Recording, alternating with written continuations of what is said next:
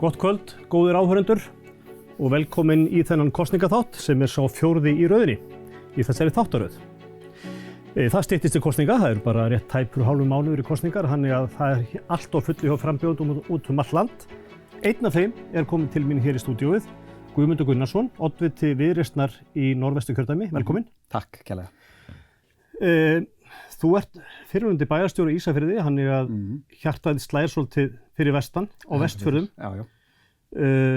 Hvernig að koma inn í frá þessari hlið inn í pólitíkina? Þetta frá brugðið sko. Þetta dálítið annar taktur, þessir ópólitísku bæjarstjórar ef það hugtak nú til sko. Þar ertu meira að framfylgja áherslum og stefnum annarra, meira þá að vera frekar talsmaður eða tala máli þinnar heimabyggðar eða sveitafélag sem átt að vinna fyrir og fólkið.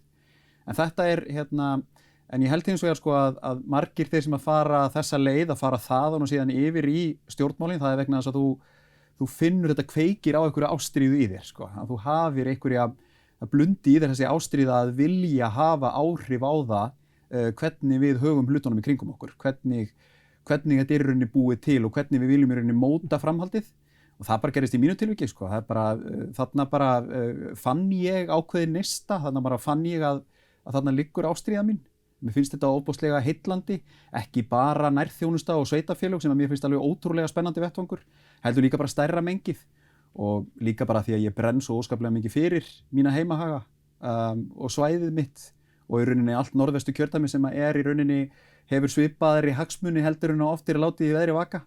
Að það bara lá einhvern veginn alveg beint við að fyrsta í rauninni að ég fann mig svona vel á þessum vettvangi að þá væri þetta í rauninni mjög rökrétt stökk en ég myndi segja þetta væri bara svona eins og fyrir framhaldsnám fínt að taka grunnnámið og svo heldur maður áfram og tekur næsta skref. En af hverju Viðreisn? Ég velti þessu dálítið mikið fyrir mér sko, vegna þess að ég var búinn að átta mig á því að þetta væri mögulega það sem að mig langaði til að gera, það sem ég brenn fyrir. Og ég bara fór vel yfir sviðið og ég bara skoðaði, auðvitað veit maður nokkurn veginn hvar manns áherslur og hvernig maður þenkjandi í pólitík. En ég gaf þessu bara góðan séns, tók mér bara góðan tíma í að skoða bara áherslunar onni í kjölinn og ræða við fólk. Og fekk bara staðfestingu á því sem ég vissi fyrir að þessa svona frjálslindu áherslu sem ég hef alltaf haft í heiðri, mikil talsmaður fjölmenningar, að þær áttu best heima þarna. Ég held líka það sem að sko var kannski einna sterkasta tilfinningin ég með gríðarlega ríka réttlætiskennd og ég vildi finna mig eða fannst eiginlega rökrétt ég myndi finna mig innan afl sem að væri svona ekki bara með ríka réttlætiskennd, heldur líka svona umbótaflokkur sem væri ófeimin við að leggja á borðið nauðsynlegar kerfisbreytingar, að horfa á kerfin okkar og vera ófeimin við að leggja á borðið hér getum við gert betur. En þegar þú segir kerfisbreytingar, ertu með eitthvað ákveðið í huga sem að þér finnst að þurfa að breyta númer 1? Sko, í öllum kerfum þá eigum við alltaf að vera að horfa til umbóta og breytinga. Leið og við setjumst niður og segir þetta bara orðið fullkomið, nú ætlum við bara að hafa þetta svona að þá mun eiga sér stað afturför. Þannig að bæði hvort sem í starfi mínu fyrir fyrirtæki eða fyrir sveitafélög eða hvar sem ég hef verið, það verður alltaf að vera þessi drifkraftur umbóta. Þannig að þetta á við öll okkar kerfi. Ef við erum ekki að horfa til þess hvernig við getum gert betri, þá munum þau verða lakari. En þá haldast þau ekki í takt við tíman. En ég bara þeirra sterku skoðunar eftir að hafa verið líka bæjarstjóri fyrir vestan að það ofboðslega margt sem við getum gert miklu betur í kerfunum sem að sinna grunnþjónustunni. Og það á við í heilbrigðiskerfinu, það á ekki síst við í sjávarútvegi og þá erum við ekki að tala en á sama tíma og Viðreisn svona umbótaflokkur og talar fyrir kerfisbreytingum að þá erum við ekki í neinu tilviki að tala fyrir einhverju kollvörpun eða einhverjum kollsteypum. Því að bestu breytingarnar, bestu umbæturnar eru þær sem að gerast í rökréttum skrefum þannig að þú finnir ekkert neitt óskaplega mikið fyrir því á meðan breytingarnir að eiga sér stað en finnir síðan fyrir raunverulegan ábata þegar þær eru garð gengnar. En sko, hvaða mál myndur þú segja að væri þá þín aðalmál? Ef þú myndur horfa á þetta kjördæmi í heild sinni og segjum að þú farir inn á þing, hvar slær hjartað fyrir kjördæmið? Fyrir grunnkerfunum. Bara fyrir að þessari sko alla mína ævi og alla ævi foreldra mína þá höfum við verið að horfa upp og það hefur bara nýst mig að innan og marga sem eru svona þorparar eins og ég. Það í rauninni þessi mismunun fólks út frá búsetu og ég held að það séu allir flokkar sem að viðurkenna að við höfum sofnað á verðinum hvað varðar grunnkerfi dreifðari byggða. Hvort sem í samgöngum, heilbrigðismálum, raforku, við getum talið upp í rauninni öryggismál, ofanflóðavarnir, við erum í gríðalegri skuld og við vitum þetta öll, það er til fjall af skýrslum sem sýnir fram á þetta. Vestfjarðastofa er til dæmis búin að taka saman að það myndi kosta 60 milljarða að innspýtingu inn í grunnkerfi Vestfjarða til að koma svæðinu á par við það sem annars staðar. Það er réttlætismálið. Og ég legg mikla áherslu á það að við tölum byggðamál sem jafnréttismál. Þetta snýst að fólki sé ekki mismunað út frá því hvar það býr. Af því að ef við ætlum að hafa trú á samfélögin, ef við ætlum að hafa trú á þorpin, að þá verður æðakerfið að endurspegla það. Við getum ekki komist upp með það að veita í rauninni veita ekki krafti þorpana þá næringu sem hún þarf til þess að sækja fram og til að ná fyrir styrk. Það hefur verið gríðarleg varnarbarátta og maður hefur hort upp á það, maður hefur tekið þátt í henni. Það eru svo, ég held að okkar langstærstu möguleikar í dag eru í rauninni í dreifðu byggðunum. Það er allstaðar verið að tala að við þurfum að skapa meiri verðmæti. Þau verðmæti blunda í þekkingasamfélagunum og nýsköpunni út á landi og við eigum bara að veðja á þetta. En hvað er það sem vantar þó að bæta? Það sem vantar að bæta eru grunnkerfin, það er heilbrigðisþjónustan, það eru öryggismálin og það eru samgöngur og það er stjórn núna við völd sem er hreinlega bara búin að viðurkenna að samgöngur hafa bara verið gríðarlega aftarlega á merinni. Ertu að tala malavegina? Ég er að tala malavegina, ég er að tala tengingar á milli þorpa, ég er að tala að við getum ekki verið einhvern veginn að tala uppbyggingu í atvinnuvegi eins og Vestfirðir eru til dæmis mikið sjávarútvegsplás. Snæfellsnes er það líka. En við getum ekki einhvern veginn verið að tala að það eigi að búa til meiri verðmæti en æðakerfi sem sér að koma verðmætunum á markað annar því ekki eða ræður ekki við það eða það er ekki vetrarþjónusta eða það er ekki opið nema hluta dags eða hluta ári. Þetta er bara ekki viðunandi og ef við ætlum einhvern veginn að ná samstöðu innan svæða, ef við ætlum að ná til dæmis utan það að samstaða ríki öll mál og fólk upplifið það virkilega að það sé í sama báti, þá verða tengingarnar innan svæða líka vera góðar. Dýrafjarðargöng eru til dæmis komin fyrir vestan, en það að minnka munin, þetta er eins og íþróttakappleik, það að minnka munin er ekki það sama og að jafna metin. Við getum einhvern veginn ekki komist upp með að segja takið þessi göng og svo heyrum við bara í ykkur eftir 10 ár. Það þarf að vera miklu rökfastara plan hvernig við ætlum að koma þessum svæðum á þann stall sem að við sættum okkur við annar staðar. Tölum að eitt atriði á Vestfjörðum sem hefur verið mjög mikill uppbyggingu við skulum bara segja stóriðja Vestfjarða í dag fiskeldi. Já. Hver er afstaða Viðreisnar til fiskeldis? Það er engum vafa undirorpin og bara þekki ég þetta mál bara mjög vel vegna þess að ég var bæjarstjóri fyrir vestan þegar var við að vinna að löggjöfinni sem að gildir greinina núna sem að mínum að kom fram allt og seint og fór fyrir allar þessar nefndir hitti öll þessi fyrirtæki.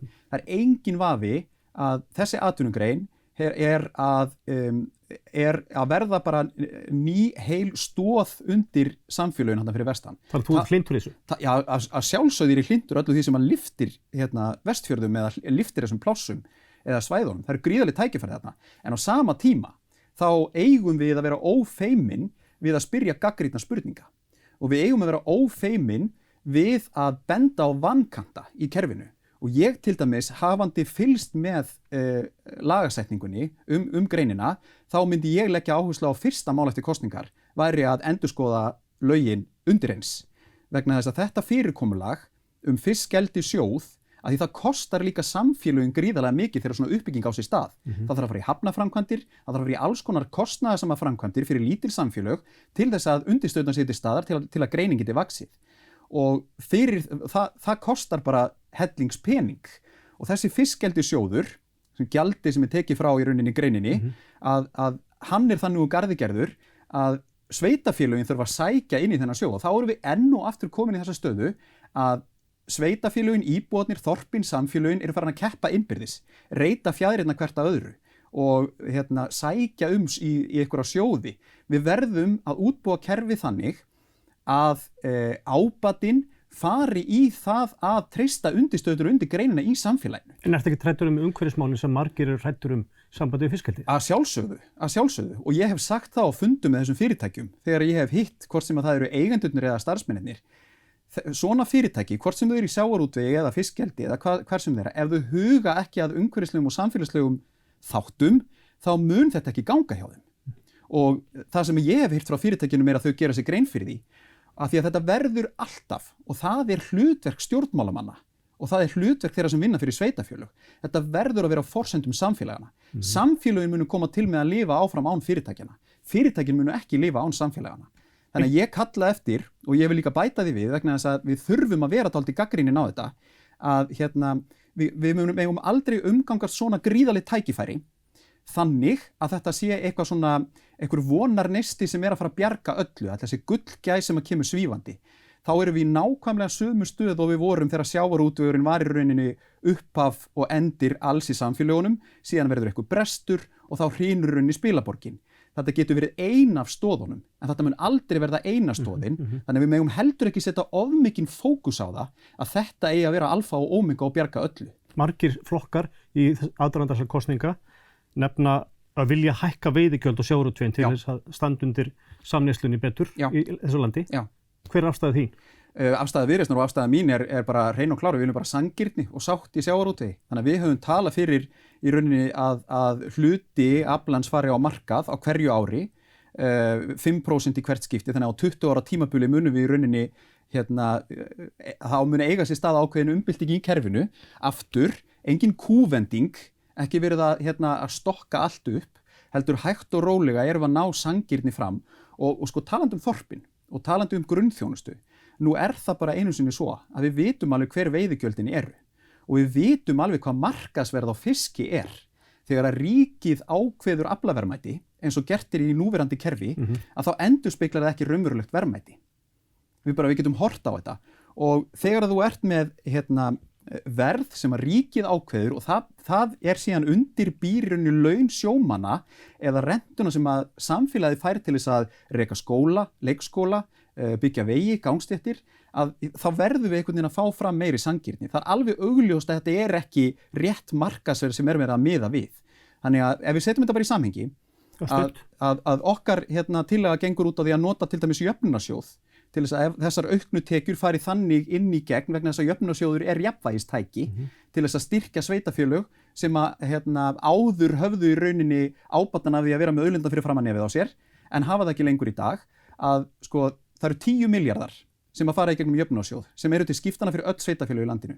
Það að fara 3 milljarðar í mitt kjördæmi, í norðvestur kjördæmi. Ef við ímyndum okkur bara að aukin, ef að veiðigjöldin myndu taka meira mið af verði á markaði, þá erum við að tala allt að 10 milljarða. Þannig að þú sér það í hendi þér, ef við tökum bara þorp eins og Súðavík, sem að reiðir sig á tekjur úr jöfnunarsjóði til þess að standa undir grunnþjónustu íbúana, alltaf 70%, hvað það myndi þýða fyrir slíkt samfélag ef að þú myndi tvöfalda upphæðina sem þú fá úr jöfnunarsjóði og getu þeirra til að standa undir grunnþjónustu. Þetta ætti að vera langstærsta hagsmunamál íbúa sjávarbyggða og ekki síst sjómanna. Örstutt í lokin, við erum fallin á tíma, Guðmundur. Norðvestu kjördæmi, þið voru ekki með mann þar, Viðreisn í síðasta... Við höfum aldrei verið með mann þar. Aldrei verið með mann þar. Þið Viðreisn var mjög landráði í síðustu kosningum. Já. Hvað heldur þið núna? Ég bara bjartsýnn að eðlisfari, alltaf. Ég meina, það eina sem að ég get sagt og gert, ég búin að leggja allt mitt í þetta. Ég í rauninni bara að elta drauma mína. Braut bara sparibaukinn, fjölskyldunar og varði bara sumrinu í það að kynnast betur mínu heimafólki og sjá hvort að það væri einhver hljómgrunur fyrir því að ég yrði eða gæti verið talsmaður eða málsvari svæðisins. Ef að svo verður ekki, þá liggur það bara fyrir og þá snýr maður sér að einhverju öðru, en ég get þó alltaf ekki sagt að ég hef ekki reynt. Kæra þakkir Guðmundur fyrir komuna. Sömuleiðis takk. Og við sjáumst hér eftir örstutta stund.